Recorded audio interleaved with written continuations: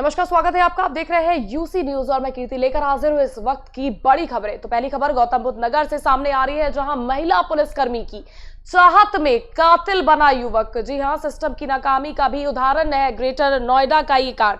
आपको बता दें कि गौतम बुद्ध नगर में महिला पुलिसकर्मी की चाहत में एक युवक कातिल बन गया। इलाके में घर से खुदाई के बाद बरामद हुए 3 नरकंकाल। 14 फरवरी 2018 को पत्नी और 2 मासूम बच्चों की कर दी थी हत्या। कासगंज में सनसनीखेज खुलासे ने खड़े किए गौतम बुद्ध नगर पुलिस पर सवाल। बिसरा थाना पुलिस ने मृतका के पिता की शिकायत को लिया बेहद हल्के में।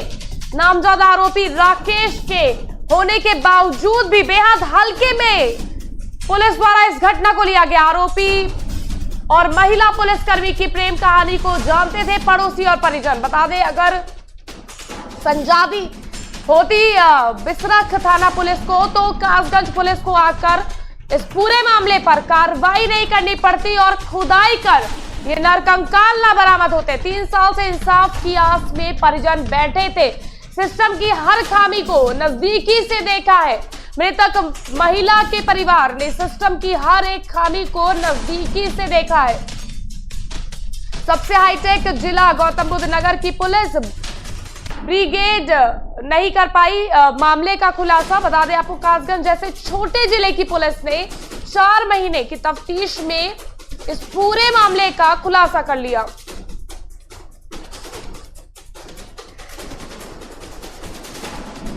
तो गौतम बुद्ध नगर की आपको बड़ी खबर हम बता रहे हैं, जहां पर नोएडा पुलिस की बड़ी नाकामी सामने आई है। वहीं आपको बता दें, पूरे मामले खुलासा कासगंज पुलिस ने किया है। वहीं इस पूरी खबर पर जानकारी देने के लिए अकरम खान लाइव हमारे साथ इस वक्त जुड़ चुके हैं। अकरम, सबसे पहले मैं आपसे यही जानना चाहूंगी, जो ये पूरा मामला निकल के आ रहा है, सबसे पहली नाकामी तो सामने आ रही है नोएडा पुलिस की। प्रेम प्रसंग के चलते युवक ने अपने ही परिवार में हत्या कर दी और कासगंज पुलिस ने मामले का खुलासा किया है।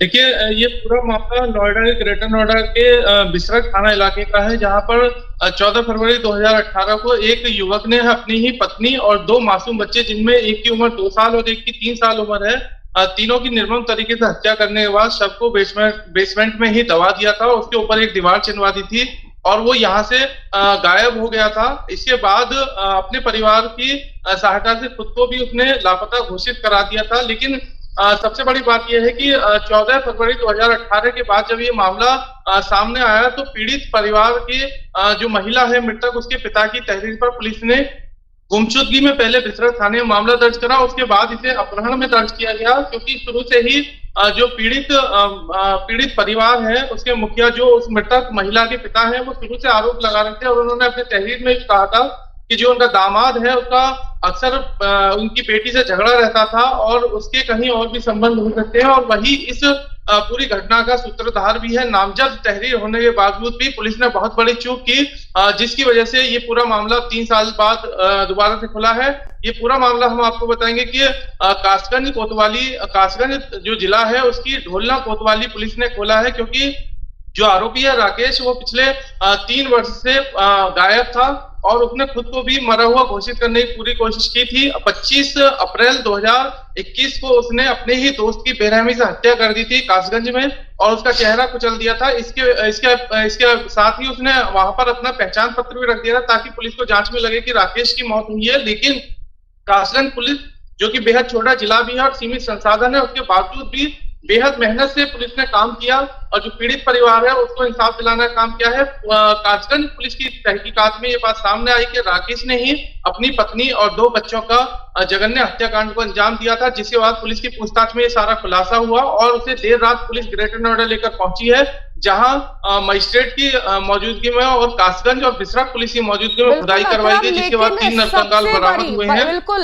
अकरम, आपने पूरी जानकारी दी, लेकिन बड़ी बात यहाँ पर ये उजागर होती है कि नोएडा पुलिस ये पूरा खुलासा करने में कम से कम लगभग 2.5 साल से अधिक का वक्त बीत गया और नोएडा पुलिस क्या करती रही?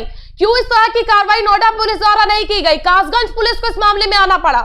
नोएडा पुलिस क्या कर रही थी? बिल्कुल, देखिए आपने सही कहा। जिस तरह से नोएडा पुलिस की कार्यशैली है उस पर सीधे सीधे सवाल खड़े हो रहे हैं, क्योंकि उस परिवार का दर्द शायद कोई नहीं समझ सकता जिसने 3 साल तक, लगभग 2.5 साल तक पूरी सिस्टम की खामियों को बारीकी से देखा होगा। बिल्कुल। कैसे वो थाने जाता होगा, क्या उसे तसल्ली मिलती होगी, कैसे पुलिस उसे मामले को हल्के में ले रही थी। अगर पुलिस इतनी मेहनत करती तो शायद कासगंज पुलिस को ग्रेटर नोएडा आकर खुदाई नहीं करानी पड़ती और ना ही 3 नरकंकाल यहाँ से बरामद होते। अगर पुलिस समय रहती है ग्रेटर नोएडा की बिसरख पुलिस, जो कि हाईटेक है, और मान ये भी लिया जाए कि 3 साल पुराना मैटर है, लेकिन कम से कम 1.5 और पिछले 2 वर्ष लगभग होने को जा रहा है तब से कमिश्नरी सिस्टम लागू है। और एक आईपीएस अधिकारियों के यहाँ अच्छी खासी, लगभग 1 दर्जन के करीब आईपीएस हैं। डबल पुलिस तैनात हो चुकी है कमिश्नरी में पहले के मुकाबले। बिल्कुल। लेकिन पुलिस ने कोई दिलचस्पी नहीं दिखाई, घटना को बेहद हल्के में लिया। ये सब सवाल खड़े होते हैं बिसरख थाना पुलिस की कार्यशैली पर, उस आईओ पे भी खड़े होते हैं जो इसकी जांच कर रहा था। आखिर वो क्यों उसने तफ्तीश नहीं की गई, जबकि परिवार का बेहद आरोप था कि उसको उसके दामाद के ऊपर ही पूरी शक की सुइयां थी, सब कुछ नामजद किया गया था। चाहती पुलिस अगर ढंग से तफ्तीश करती तो खुलासा हो जाता। बिल्कुल अकरम, आपने सही कहा। अगर सही समय पर कार्रवाई की गई होती तो जल्द से जल्द इस मामले का खुलासा कर लिया जाता। हालांकि 3 साल का वक्त लिया गया पुलिस द्वारा, नोएडा पुलिस द्वारा, खुलासा नहीं किया गया। तो अब पुलिस पर क्या कार्रवाई, क्योंकि लगातार पीड़ित पक्ष ने नजदीकी से लापरवाही को पुलिस की देखा है। तो क्या कमिश्नरेट सिस्टम लागू होने के बावजूद भी जो नहीं हुआ, उसके बावजूद खुलासा 3 साल हो जाने के बाद पीड़ित लगातार भटकते रहे, अब क्या कार्रवाई होगी? देखिए मैं आपको बताऊं, कार्रवाई के नाम पर अगर कोई पत्रकार या कोई अगर समाजसेवी या कोई पत्रकार इस चीज की घटनाओं को, पुलिस की खामियों को उजागर करता है तो उसके खिलाफ पुलिस आक्रामक हो जाती है, बहाने ढूंढती है कहीं ना कहीं से उसको पेशबंदी में लेने की। लेकिन जिस तरह से घटना का खुलासा हुआ है, वो पहली बात तो कासगंज पुलिस बधाई की पात्र है, जिसने बेहद कम समय में, लगभग 4 महीने के समय में 2 बड़े घटनाओं का खुलासा किया है। एक कासगंज में जो मर्डर हुआ था उसका खुलासा किया है, दूसरी जो ग्रेटर नोएडा में ये नरकंकाल बरामद हुए। हालांकि पुलिस ने डीएनए के लिए इन तीनों नरकंकालों को भेज दिया, जिसके बाद पुष्टि होगी कि आखिर ये सब किसके हैं। लेकिन जिस तरह से शिनाख्त पर ये खुदाई हुई है, उससे ये साफ तौर पर पता लगता है कि जिन 3 लोगों के, एक महिला और 2 बच्चों की हत्या हुई थी, ये उन्हीं का ही हो सकता है। लेकिन कासगंज पुलिस ने जिस तरह से तत्परता दिखाते हुए मेहनत से इस केस को खोला है, वो वाकई बधाई का पात्र है। और एक ये ग्रेटर नोएडा पुलिस के लिए भी सबक है कि इतने कमिश्नरी सिस्टम होने के बावजूद और समीक्षा का दौर लगातार बताया जाता है कि सराहनीय काम उनके द्वारा, लेकिन उसके बावजूद भी इतनी बड़ी घटनाओं को नहीं खोला जाता। तो आखिर पुलिस कर क्या रही थी, कहाँ सो रही थी? कासगंज पुलिस के द्वारा ये सराहनीय कार्य किया गया है और उन्हीं के द्वारा खुलासा किया गया है। बिल्कुल वो सराहना के इस वक्त उनको सराहना मिलनी चाहिए। लेकिन जो गौतम बुद्ध नगर की पुलिस ब्रिगेड थी, उनके खिलाफ क्या आपने किसी बड़े अधिकारी से इस पूरे मामले पर बात करने की कोशिश की कि क्यों 3 साल का वक्त लग गया नोएडा पुलिस को, उन्होंने क्यों इस पर खुलासा नहीं किया? आखिर कौन वो लोग थे जिस आरोपी को संरक्षण दे रहे थे और इस मामले का खुलासा नहीं करना चाह रहे थे? देखिए, जिस तरह से नोएडा पुलिस को अगर बात की जाती है तो जहां पुलिस की खामियां होती है, अगर उन्हें व्हाट्सएप मैसेज करो, टेक्स्ट मैसेज करो तो उसका कोई जवाब नहीं देते हैं। लेकिन जिस तरह से ये घटना सामने आई, उसमें अधिकारियों को खुद संज्ञान लेकर ऐसे पुलिसकर्मियों के खिलाफ तत्काल कार्रवाई करनी चाहिए जो कि पुलिस की किरकिरी करा रहे हैं और इतनी बड़ी घटनाओं को बेहद हल्के में लेते हैं। शायद अगर पुलिस तत्परता से काम करती और अगर इतनी बड़ी घटनाओं को, जब 2 मासूम बच्चे, हत्या को, जघन्य हत्याकांड को समझ सकते हैं आप, 2 मासूम बच्चों की और एक महिला की हत्या कर दी जाती है और वो घर के बेसमेंट में ही दफन कर दिया जाता है, तो पुलिस अगर चाहती तो सही समय पे परिवार के लोगों से सख्ती से पूछताछ करती। और जैसा कि आस पड़ोस के लोगों ने बताया कि अक्सर झगड़ा होता रहता था, तो उससे ही पूछताछ करती। और एक इसमें एक दिलचस्प पहलू ये भी है कि जिस महिला के प्रेम संबंध के चक्कर में ये कातिल बना है राकेश, वो पुलिस से ताल्लुक रखती है और इस समय उसकी आगरा में तैनाती बताई जा रही है। जैसा पीड़ित परिवार लगातार सवाल उठा रहा था, तो उस पे भी पुलिस को कार्रवाई करनी चाहिए थी, उससे भी पूछताछ करनी चाहिए थी महिला पुलिसकर्मी से। शायद ये राज पहले ही खुल जाता। लेकिन अब सवालों के घेरे में गौतम बुद्ध नगर पुलिस के साथ साथ जो आरोपी युवक है उसके परिवार पर भी उंगलियां उठ रही हैं, उसकी भी जांच में शामिल होने की मांग की जा रही है। इसके अलावा वो महिला पुलिसकर्मी भी सीधे सीधे सवालों घेरे में, उसके खिलाफ भी कार्रवाई बनती है जो इतने दिनों से इस आरोपी को छुपाए हुए थी। जी, आपने बिल्कुल ये तार जोड़े हैं कि कहीं ना कहीं महिला पुलिसकर्मी का संरक्षण था। हालांकि हो सकता है कि उन्हीं के कहने पर ये कार्रवाई इतनी सख्ती से इसे अंजाम ना दिया जा रहा हो। लेकिन अब बड़ा सवाल ये उठता है कि कासगंज पुलिस ने अगर इस बात का खुलासा किया है तो नोएडा पुलिस 3 साल तक क्यों सोती रही, क्यों आंख मूंदे बैठी रही, क्यों इस मामले पर खुलासा नहीं किया गया? उनके खिलाफ भी सख्त से सख्त कार्रवाई होनी चाहिए। एक पीड़ित परिवार 3 साल तक उनके दरवाजे पर भटकता रहा, लेकिन कोई सुनवाई नहीं हुई। तो अगर आखिर लोग इंसाफ पाने के लिए कहा जाए, जब इस तरह से पुलिस आरोपियों को संरक्षण देगी और इस तरह की लापरवाही करेगी, तो बिल्कुल देखिए, जिस तरह से 3 साल से लगातार पीड़ित परिवार जो एटा का रहने वाला है वो दर दर की ठोकर खा रहा था, अगर उसकी बात सुनी जाती या उसके एप्लीकेशन या जो मुकदमा दर्ज कराया था उस पर पुलिस समय से कार्रवाई करती तो शायद कई घटनाएं, कई लोगों की जान जाने से बच जाती। इसके अलावा अब गौतम बुद्ध नगर पुलिस के जो तमाम सीनियर अधिकारी हैं उनको इस बात पर संज्ञान लेना होगा और ऐसे पुलिस कर्मियों की जो 2008 से लेकर अब तक जिन्होंने जांच नहीं की, जो इसके लिए सीधे जिम्मेदार है, उस पर तत्काल कार्रवाई करे। इसके साथ ही जो पीड़ित परिवार है उसको अब न्याय मिलने का रास्ता साफ हुआ है। जो कासगंज पुलिस ने जिस तरह से एविडेंस इकट्ठे किए हैं उससे आरोपी को सजा होना बिल्कुल तय है।